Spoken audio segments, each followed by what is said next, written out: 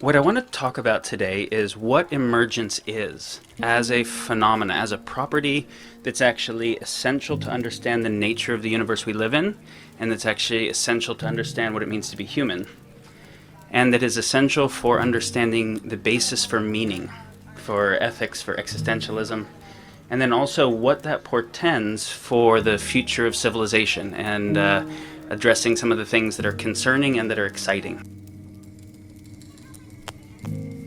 Let's start by defining what is emergence. Emergence means something new arises that wasn't here before, right? We all kind of have that sense intuitively. But scientifically, how the fuck does that happen? How do you bring particles or planets or anything together and all of a sudden the whole has some properties that none of the parts had? Like, where do they come from? Emergence is a result of synergy. Synergy is a result of relationship. And relationship is a result of attractive forces. There are some kinds of attractive forces, whether it's gravity bringing dust together into planets or planets together into solar systems, whether it's electromagnetism bringing subatomic particles together into atoms, or the strong force bringing quarks together into protons. Each of those are emergent properties driven by synergy, driven by relationship, driven by attraction, or whether it's bringing these people together via pheromones or love or intellectual affinity or a topic that we're all interested in, like creating a better world, which is that it's actually attraction driving the whole fucking evolutionary story, right? Attraction driving relationship, driving synergy, driving new emergent properties, driving net novelty and new creation, and the arrow of evolution. So we can actually understand the arrow of evolution itself in terms of this set of phenomena together. It's also the case that if you bring the same thing together, a bunch of the same thing, you don't get very interesting synergies. You get very interesting synergies when you bring different things with different properties together in the right format, where then you have the properties of each of those things and then the properties of the relationship between those, which is the new stuff. Things can come together all kinds of ways, but the ones that come together most synergistically offer and confer the most advantage, and universe selects for it. So universe is actually selecting for more differences, right? So it's selecting for diversity and then more synergistic combinations across those differences, and it's both of those, more diversity and more unification across the diversity, right? More agency and more symbiosis at the same time is what defines the arrow of evolution, right? So like a cell, you can think of as having its own agency, right? Its own ability to act and its own boundary and periphery. But you bring a bunch of cells together, and this collection of cells can reflect on consciousness and existentialism and have a conversation like this, even though none of those cells on their own do that, right? And it's different kinds of cells. You couldn't do that with just neurons. It takes neurons and glial cells and immune cells and stem cells, etc., to all come together. So more agency, more differentiation, more orderly relationship, more synergy, all of that comes together, and the net defining thing is emergence. How much fundamental new advantage arises, and that's what evolution selects for. And with that story on the physical, you also have the evolution of consciousness structures themselves, right? As you move from a reptilian nervous system to the increased orderly complexity of a mammalian and then a neocortical and then a prefrontal nervous system, you move from the kinds of sentience that map to that of pain, pleasure at reptilian, to emotional, to cognition, to abstraction. So we have a universe that's moving in the direction of not only more elegance, but greater depths and breadths of consciousness itself. Now this defines an arrow of evolution that reifies meaning in a very interesting way. And one of the things that's so interesting is with our capacity for abstraction, we can not just think about our experiential self of the moment, but we can think about ourselves in abstract terms. We can think about time abstractly, deep past and deep future, right?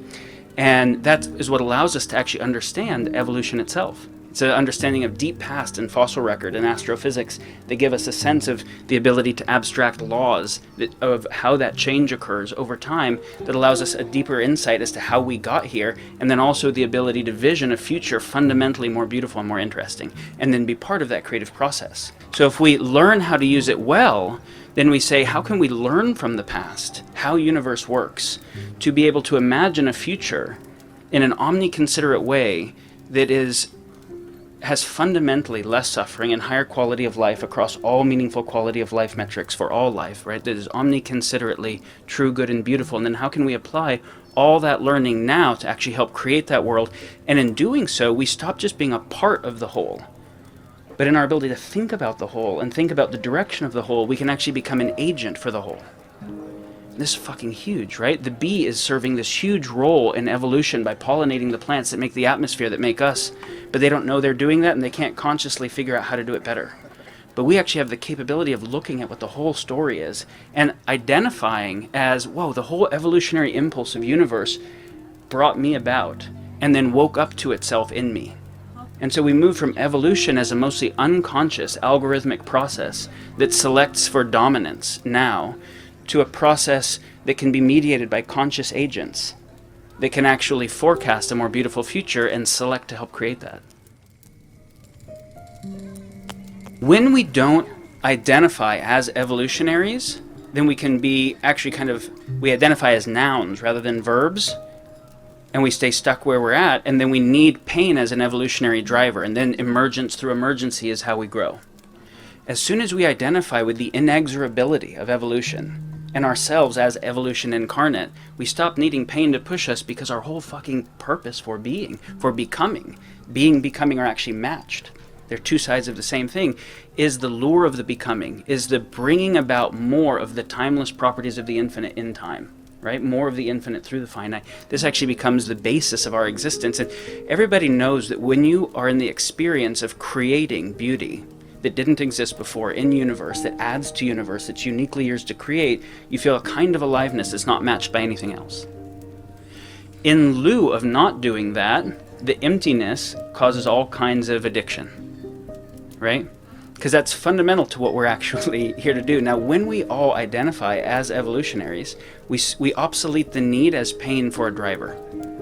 When we also identify as fundamentally interconnected parts of a interconnected universe rather than separate things, we stop thinking that there is any definition of success for self that isn't a definition of success for the whole.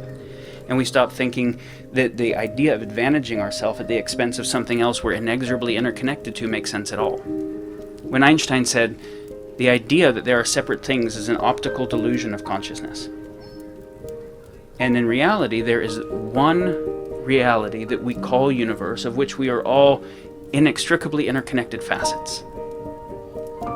And your experience of self is a facet of that. Now, what's so fucking fascinating is that it is interconnected with all of it. It's an expression of the foundation of all of it, and it's also completely unique in all of the universe. It's a unique facet, non-fungibly unique, right? And what we're moving towards is a civilization where everyone actually identifies this way, as a emergent property of the whole, as an interconnected part of universe with a unique role to play, with unique synergies with all the other unique roles to play. And then with that synergy, with that human participation, then humanity actually becomes a thing.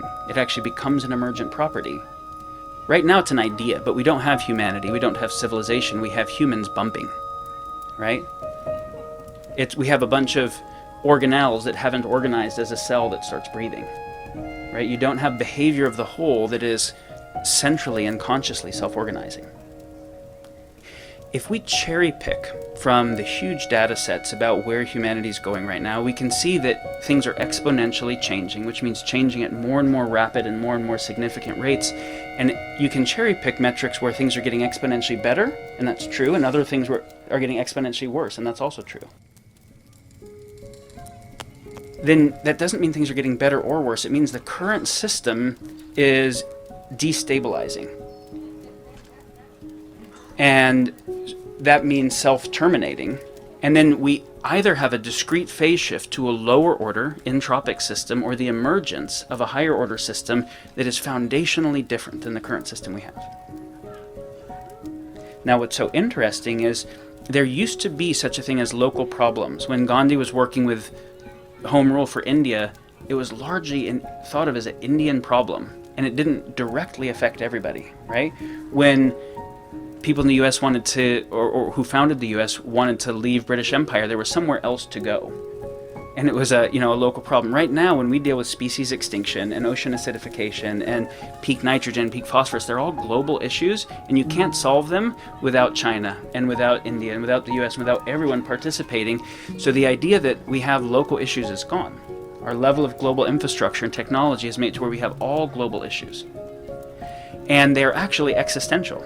They are threatening of the biosphere. No one has ever had issues in the history of humanity that threatened the ability of the species to continue.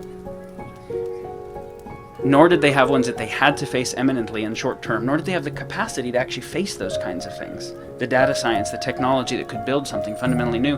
What that means is we have the most significant work that humanity has ever had, with the most significant capabilities, which also means the most potential to impact the biggest picture that any humans have ever had.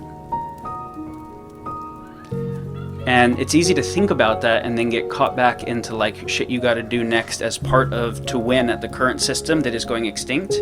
But winning at a system that is obsoleting the capability of life on Earth to continue, winning at a dying system is not an interesting win. Right? If you ever think about the definition of heaven, where you're in heaven and there are people in hell and you're happy, you have to be a psychopath. You have to be able to separate from the experience of other sentient things enough that you can be totally stoked with that level of suffering. Well, the idea in this world that the level of intensity of suffering that's happening can be happening and you can just be stoked because you're killing it in your life, you have to be mildly psychopathic. If we want to not be psychopaths, then there is no definition for success for ourselves. It is not definition of success for everything. And now when we start really taking that seriously, fucking everything changes.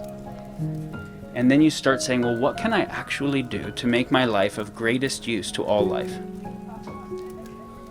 And then your answer to that question, if you take it seriously and really study and really work on it and don't just like ask the question, get overwhelmed, give up, and go back to current stuff, your progressively better answer to that question will lead to the emergence of your life meaning and dharma and path. And correspondingly, the emergence of civilization making it. That's it.